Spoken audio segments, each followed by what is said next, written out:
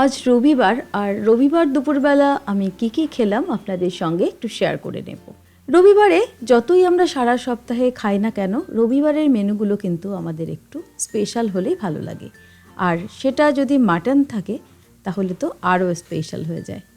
আজকে গরম গরম ভাতের সঙ্গে লেবু নিয়ে নিলাম, আর নিয়েছি শসা, একটু পেঁয়াজও নিয়েছি। আর ছিল প্রথমেই মেনুতে ছিল পমফ্রেট ফ্রাই। এটা কিন্তু আমি তাওয়া ফ্রাই করেছি, খুবই তাড়াতাড়ি হয়ে যায় আর খেতেও কিন্তু ভীষণ সুস্বাদু।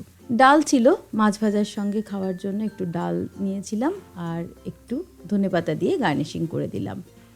ছিল মাটন কষা, তবে কষা হলেও এটা কিন্তু আমি আলু দিয়ে বানিয়েছি, আর দিয়েছিলাম গোটা রসুন।